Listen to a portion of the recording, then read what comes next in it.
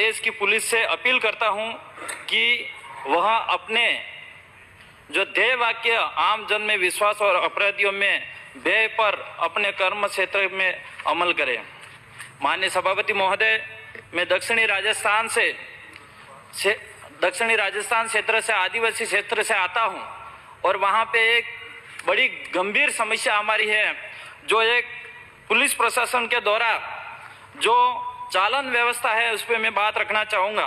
चालन व्यवस्था जो है वो अच्छी बात है, हम भी चाहते हैं लोग हेलमेट पहने, लोग लाइसेंस रखें और सीट बेल्ट बांधे, लेकिन जिससे दुर्घटना नहीं हो। लेकिन पुलिस के द्वारा जगह जगह नाकाबंदी करना कहाँ तक उचित है? आज मैंने मेरे विधानसभा और डूंगरपुर जिले के अंदर हम देखते हैं जहाँ पे हमारा टीएसपी एरिया जो आदिवासी एरिया है और जो गरीब लोग हैं वो लोग शहरी में मजदूरी करने के लिए और जाते हैं, और वहाँ शहर के आसपास जो पुलिस नाकाबंदी करके बैठती है, नाकाबंदी करके रखती है, और जो मजदूरी करके 500-1000 रुपये कमा के आते हैं और पुलिस प्रशासन के द्वारा वहाँ पे 100-200 रुपये लिए जाते हैं, एक लूट मचा रखी है। तो मैं माननीय गृह मंत्री से ये निवेदन करना चाहूँगा कि इसके लिए अवैध जो वसूली हो रही है वह रोक लगाया जाए, और जो पुलिस कर्मी के द्वारा अधिकारी का एक भ्रष्टाचार बेड़ चढ़ चुका है उसको रोकने का काम करेंगे, ये उम्मीद है मुझे। माननीय सभापति महोदय, जो ध्येय वाक्य जो मैंने बोला था ये आम जन में डर और अपराधियों में विश्वास नाम बनकर रह गया ऐसा लगता है, क्योंकि आज की तारीख में हमारे डूंगरपुर जिले के अंदर कई थाने ऐसे हैं जहां पे आदिवासी का कोई समस्या होती है या कोई डराया जाता है या धमकाया जाता है तो थाने के अंदर रिपोर्ट करने के लिए जाते हैं तो वहां एफआईआर दर्ज तक नहीं होती है। 2-2, 4-4 घंटे तक, 1-1, 2-2 दिन तक एफआईआर नहीं काटी जाती है। वो हमारे आदिवासियों के साथ भेदभाव होता है। तो मैं ये चाहूंगा कि हमारे आदिवासियों के साथ भी न्याय किया जाए, और जो भी आदिवासी नहीं वहाँ पे एसटी, एससी, ओबीसी और जो जनरल समाज से गरीब होता है उनको भी नहीं देखा जाता, और जो अमीर परिवार से होता है जो एक सीआईएसपी से बात करते ही तुरंत एफआईआर गरीब पे की जाती है और उसको मुकदमा कर दिया जाता है और जेल के हवाला भेजा जाता है। तो सभापति महोदय, मैं निवेदन करना चाहूंगा कि स्पेशल गृह मंत्री से निवेदन है, स्पेशल इसकी टीम बनाई जाए और वहां पे हमारे ट्राइबल एरिया के अंदर क्या हो रहा है वो देखा जाए। माननीय सभापति महोदय, मैं एक और समस्या है जो पुलिस प्रशासन के द्वारा जो संगीन अपराधियों को पूछताछ के लिए पुलिस थाने में बुलाती है। हम कानून का समर्थन करते हैं, लेकिन कई निर्दोष लोग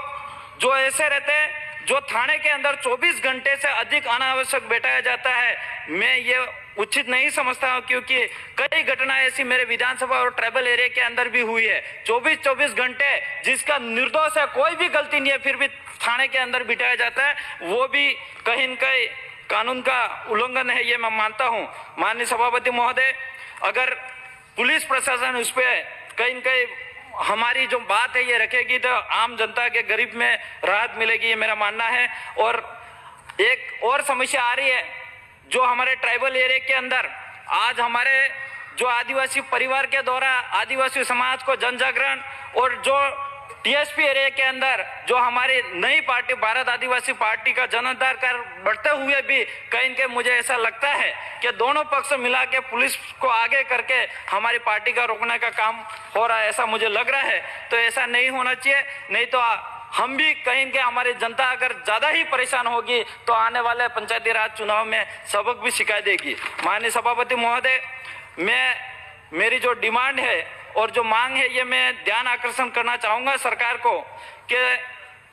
पुलिस विभाग में जो कांस्टेबल पे ग्रेड है 2400 है उसे बढ़ाकर 3600 किया जाए, और साथ ही अन्य विभाग की तर्ज पर पुलिस विभाग में भी डीपीसी के माध्यम से प्रमोशन होना चाहिए।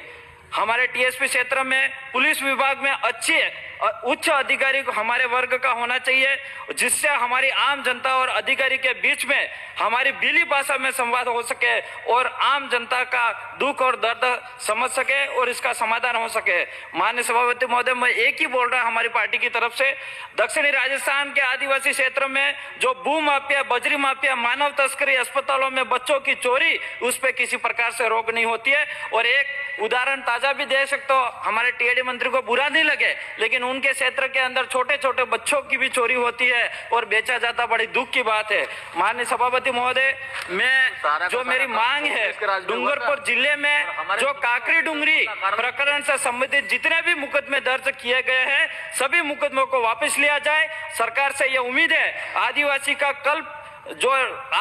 कल्प वृक्ष के नाम से प्रसिद्ध महुआ से बनने वाला महुड़ी मत, जो हमारे क्षेत्र में पुरखों की परंपरा से पूर्वजों की धार देने विधि व्यवस्था है और यह पूजा पद्धति का भी उपयोग किया जाता है, मेहमानों के मान सम्मान के लिए भी उपयोग किया जाता है, दिया जाता है। इसलिए महुआ मत जो पहली दार का 9 बोतल दारू, जो दारू नहीं बोल सकता मैं, छूट दिए जाए। और ये एक हमारे, ये दारू नहीं, ये शरीर के स्वस्थ रखने के लिए दवाई है, क्योंकि इसका ताजा उदाहरण कोविड के अंदर, कोरोना के अंदर हमारे कई दवाइयां यूज नहीं हुई थे,